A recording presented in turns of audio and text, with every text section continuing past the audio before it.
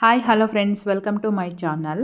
ಹೊಸದಾಗಿ ನಮ್ಮ ಚಾನಲ್ ನೋಡ್ತಾ ಇದ್ದರೆ ಪ್ಲೀಸ್ ಈಗಲೇ ಸಬ್ಸ್ಕ್ರೈಬ್ ಮಾಡ್ಕೊಳ್ಳಿ. ಇನ್ನೇನು ಮಹಾಶಿವರಾತ್ರಿ ಹಬ್ಬ ಬಂದೇ ಬಿಡ್ತಲ್ವಾ.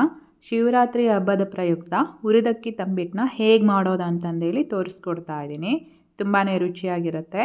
ಮೊದಲೇ ಸಲ ಮಾಡೋರು ಸಹ ತುಂಬ ಈಸಿಯಾಗಿ ಪರ್ಫೆಕ್ಟಾಗಿ ಮಾಡ್ಕೋಬೋದು.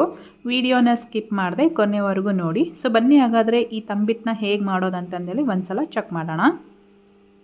ಮೊದಲಿಗೆ ನಾನಿಲ್ಲಿ ತಂಬಿಟ್ಟನ್ನ ಮಾಡೋದಕ್ಕೆ ಒಂದು ಬೌಲಲ್ಲಿ ಶೇಂಗಾನ ತೊಗೊಂಡಿದ್ದೀನಿ. ಅದರಲ್ಲಿ ಅರ್ಧ ಭಾಗದಷ್ಟು ಕೆಂಪಕ್ಕಿನ ತೊಗೊಂಡಿದ್ದೀನಿ. ಸ್ವಲ್ಪ ಕರಿ ಎಳ್ಳು, ಬಿಳಿ ಎಳ್ಳು, ಹಾಗೆಯೇ ಶೇಂಗಾ ಯಾವ ಅಳತೆಗೆ ತೊಗೊಂಡಿದ್ದೀನೋ ಅದೇ ಅಳತೆಗೆ ಹುರಿಗಡಲೆನ ತೊಗೊಂಡಿದ್ದೀನಿ. 1.5 ಬೌಲ್ ಆಗೋಷ್ಟು ಬೆಲ್ಲನ ತೊಗೊಂಡಿದ್ದೀನಿ. ಹಾಗೆಯೇ 1 ಬೌಲಷ್ಟು ಒಣ ಕೊಬ್ಬರಿನ ತುರಿದು ತೊಗೊಂಡಿದ್ದೀನಿ. ಎಲ್ಲನೂ ಒಂದೇ ಅಳತೆಗೆ ತೊಗೋಬೇಕಂತ ಏನಿಲ್ಲ, ಹೆಚ್ಚು ಕಡಿಮೆ ಆದ್ರೂ ನಡೆಯುತ್ತೆ. ಈಗ ಒಂದು ಪ್ಯಾನಿಗೆ ಶೇಂಗಾ ಏನು ತೊಗೊಂಡಿದ್ನಲ್ವ ಅವನ್ನೆಲ್ಲ ಡ್ರೈ ರೋಸ್ಟ್ ಮಾಡ್ಕೊಳ್ತಾ ಇದ್ದೀನಿ. ಶೇಂಗಾನ ಡ್ರೈ ರೋಸ್ಟ್ ಮಾಡ್ತಾ ಇರಬೇಕಾದ್ರೆ ಉರಿನ ಐ ಫ್ಲೇಮಲ್ಲಿಟ್ಟು ಡ್ರೈ ರೋಸ್ಟ್ ಮಾಡ್ಕೋಬಾರ್ದು, ಯಾಕೆಂದರೆ ಅದು ಸೀದೋಗ್ಬಿಡುತ್ತೆ. ಆದಷ್ಟು ಲೋ ಫ್ಲೇಮಲ್ಲಿ ಇಟ್ಕೊಂಡೆ ನಿಧಾನಕ್ಕೆ ಇವನ್ನೆಲ್ಲ ಈ ರೀತಿ ಹುರ್ಕೋಬೇಕಾಗುತ್ತೆ.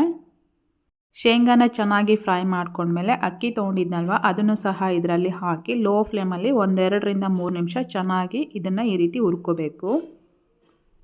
ಬೇಗ ಆಗಬೇಕು ಅಂತಂದೇಳಿ ಸ್ಟವ್ನ ಐ ಫ್ಲೇಮಲ್ಲಿಟ್ಟು ಹುರ್ಕೊಳ್ಳೋದಾದರೆ ಸ್ವಲ್ಪ ಟೇಸ್ಟ್ ಅನ್ನೋದು ಚೇಂಜ್ ಆಗಿಬಿಡುತ್ತೆ. ಅಕ್ಕಿನ ಚೆನ್ನಾಗಿ ಫ್ರೈ ಮಾಡ್ಕೊಂಡ್ಮೇಲೆ ಇವನ್ನ ಸೈಡಿಗೆ ಎತ್ತಿಟ್ಕೊಂಡು ಈಗ ಅದೇ ಪ್ಯಾನಿಗೆ ಕರಿ ಎಳ್ಳು, ಬಿಳಿ ಎಳ್ಳು ಏನು ತೊಗೊಂಡಿದ್ನಲ್ವ ಅದನ್ನು ಸಹ ಇದರಲ್ಲಿ ಹಾಕಿ 1-2 ನಿಮಿಷ ಇದನ್ನು ಚೆನ್ನಾಗಿ ಹುರ್ಕೊಂಡ್ರೆ ಆಯಿತು. ಬಿಳಿ ಎಳ್ಳು ಸ್ವಲ್ಪ ಲೈಟಾಗಿ ಕಲರ್ ಚೇಂಜ್ ಆಗ್ತಾ ಇರಬೇಕಾದ್ರೆ ಇವನ್ನ ತೆಗೆದಿಟ್ಕೊಂಡ್ರೆ ಆಯಿತು. ಇವೆಲ್ಲವನ್ನು ಈ ರೀತಿ ಚೆನ್ನಾಗಿ ಫ್ರೈ ಮಾಡ್ಕೊಂಡ್ಮೇಲೆ ಇವು ಕಂಪ್ಲೀಟಾಗಿ ತಣ್ಣಗಾಗಬೇಕು. ತಣ್ಣಗಾದ್ಮೇಲೆ ನಾವು ಇವನ್ನ ಪೌಡರ್ ಮಾಡ್ಕೋಬೇಕಾಗತ್ತೆ.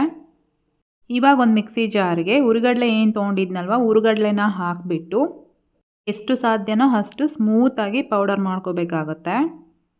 ನೋಡ್ತಾ ಇದ್ದೀರಲ್ವ, ಸ್ಮೂತಾಗಿ ಪೌಡರ್ ಆಗಿದೆ. ಈ ಪೌಡರ್ನ ಒಂದು ಬೇಸನ್ಗೆ ಹಾಕಿಬಿಟ್ಟು ಅದೇ ಮಿಕ್ಸಿ ಜಾರಿಗೆ ಹುರ್ಕೊಂಡಿರೋಂಥ ಕೆಂಪಕ್ಕಿ ಏನಿತ್ತಲ್ವ ಅದನ್ನು ಸಹ ಮಿಕ್ಸಿ ಜಾರಲ್ಲಿ ಹಾಕಿ ಸ್ವಲ್ಪ ಲೈಟಾಗಿ ತರಿಯಾಗಿ ರುಬ್ಕೋಬೇಕಾಗತ್ತೆ. ಇದನ್ನು ಅಕ್ಕಿನ ರುಬ್ಕೊಂಡ್ಮೇಲೆ ಅದೇ ಮಿಕ್ಸಿ ಜಾರಿಗೆ ಶೇಂಗಾನ ಹಾಕಿಬಿಟ್ಟು ಸ್ವಲ್ಪ ತರಿಯಾಗಿ ರುಬ್ಕೊಂಡಿದ್ದೀನಿ. ಇವಾಗ ಇದ್ರ ಜೊತೆಗೇ ಫ್ರೈ ಮಾಡಿ ಇಟ್ಕೊಂಡಿರೋಂಥ ಕರಿ ಎಳ್ಳು, ಬಿಳಿ ಎಳ್ಳು, ಸ್ವಲ್ಪ ಕಡಲೆ, ಹಾಗೆಯೇ ಸ್ವಲ್ಪ ಶೇಂಗಾನ ಈ ರೀತಿ ಹಾಗೆಯೇ ಹಾಕ್ಕೊಳ್ತಾ ಇದ್ದೀನಿ.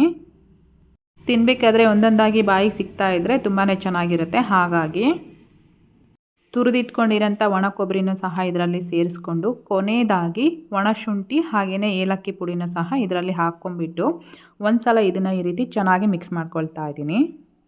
ಈಗ ಪೌಡರ್ ಎಲ್ಲ ರೆಡಿ ಆಯಿತು. ಇವಾಗ ಅದೇ ಪ್ಯಾನಿಗೆ ಬೆಲ್ಲ ಏನು ತೊಗೊಂಡಿದ್ನಲ್ವ ಬೆಲ್ಲನ ಇದರಲ್ಲಿ ಹಾಕಿಬಿಟ್ಟು ಒಂದು ಅರ್ಧ ಬೌಲಷ್ಟು ನಾನು ನೀರನ್ನು ಸೇರಿಸ್ಕೊಳ್ತಾ ಇದ್ದೀನಿ. ಇದನ್ನು ತುಂಬ ಪಾಕ ಬರೆಸ್ಕೊಳ್ಳೋ ಅವಶ್ಯಕತೆ ಏನಿಲ್ಲ, ಜಸ್ಟ್ ಲೈಟಾಗಿ ಒಂದೆಳೆ ಪಾಕ ಅಂತಾರಲ್ಲ ಆ ಥರ ಮಾಡಿಕೊಂಡ್ರೆ ಸಾಕು.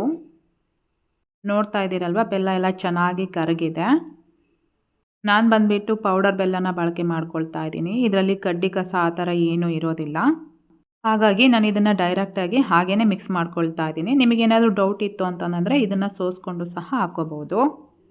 ಇದು ಲೈಟಾಗಿ ಒಂದೆಳೆ ಪಾಕ ಬರ್ತಾ ಇರಬೇಕಾದ್ರೆ ಸ್ಟವ್ನ ಆಫ್ ಮಾಡಿಬಿಟ್ಟು ಪೌಡರ್ ಏನು ರೆಡಿ ಮಾಡಿ ಇಟ್ಕೊಂಡಿದ್ನಲ್ವ ಅದೇ ಪೌಡರ್ ಜೊತೆಗೆ ಸ್ವಲ್ಪನೇ ಸೇರಿಸ್ಕೊಂಡ್ಬಿಟ್ಟು ಈ ರೀತಿ ಮಿಕ್ಸ್ ಮಾಡ್ಕೊಳ್ತಾ ಇದ್ದೀನಿ. ಎಲ್ಲನೂ ಒಂದೇ ಸಲ ಸೇರಿಸ್ಕೊಳ್ಳೋದ್ರಿಂದ ಪಾಕ ಅನ್ನೋದು ಜಾಸ್ತಿ ಆಯಿತು ಅಂತಂದರೆ ಉಂಡೆ ಕಟ್ಟೋದಕ್ಕೆ ಸರಿ ಆಗಲ್ಲ. ನೋಡ್ಕೊಂಬಿಟ್ಟು ಪಾಕನ ಸ್ವಲ್ಪನೇ ಹಾಕ್ಕೊಂಬಿಟ್ಟು ಮಿಕ್ಸ್ ಮಾಡ್ಕೋಬೇಕಾಗತ್ತೆ. ನನಗೆ ಸ್ವಲ್ಪ ಪಾಕ ಅನ್ನೋದು ಕಡಿಮೆ ಆಯಿತು ಅಂತ ಅನ್ನಿಸ್ತು. ಹಾಗಾಗಿ ಮತ್ತೆ ಸ್ವಲ್ಪ ಪಾಕನ ಸೇರಿಸ್ಕೊಂಡು ಮಿಕ್ಸ್ ಮಾಡ್ಕೊಂಡ್ಮೇಲೆ ಈ ರೀತಿ ಉಂಡೆ ಕಟ್ಟೋದಕ್ಕೆ ಪರ್ಫೆಕ್ಟಾಗಿ ಬರಬೇಕು. ನಾನಿಲ್ಲಿ ಆರ್ಗ್ಯಾನಿಕ್ ಬೆಲ್ಲನ ಯೂಸ್ ಮಾಡಿರೋದ್ರಿಂದ ತಂಬಿಟ್ಟು ಅನ್ನೋದು ಸ್ವಲ್ಪ ಬ್ಲ್ಯಾಕ್ ಕಲರಲ್ಲಿ ಬರುತ್ತೆ. ನಿಮ್ಮಲ್ಲಿ ಯಾವ ಬೆಲ್ಲ ಇರುತ್ತೋ ಅದನ್ನು ಹಾಕ್ಕೊಂಡು ಮಾಡ್ಕೋಬೋದು. ಪಾಕ ಹಾಕಿದ ಮೇಲೆ ಒಂದು ಸಲ ಚೆನ್ನಾಗಿ ಮಿಕ್ಸ್ ಮಾಡಿಕೊಂಡು ಅದು ಬಿಸಿ ಇರಬೇಕಾದ್ರೇ ಕೈಗೆ ಸ್ವಲ್ಪ ಎಣ್ಣೆನ ಹಚ್ಕೊಂಡ್ಬಿಟ್ಟು ಈ ರೀತಿ ಉಂಡೆಗಳನ್ನ ಕಟ್ಕೋಬೇಕು. ತಣ್ಣಗಾದ್ಮೇಲೆ ಕಟ್ಟೋದಕ್ಕೆ ಹೋದರೆ ಅದು ಉಂಡೆಗಳು ಅನ್ನೋದು ಅಷ್ಟು ಚೆನ್ನಾಗಿ ಬರಲ್ಲ. ನೋಡಿದ್ರಲ್ವ, ಇವತ್ತಿನ ರೆಸಿಪಿ ಇಷ್ಟೇ. ನಿಮಗೆಲ್ಲ ಇಷ್ಟ ಆಗಿದೆ ಅನ್ಕೋತೀನಿ. Thank you.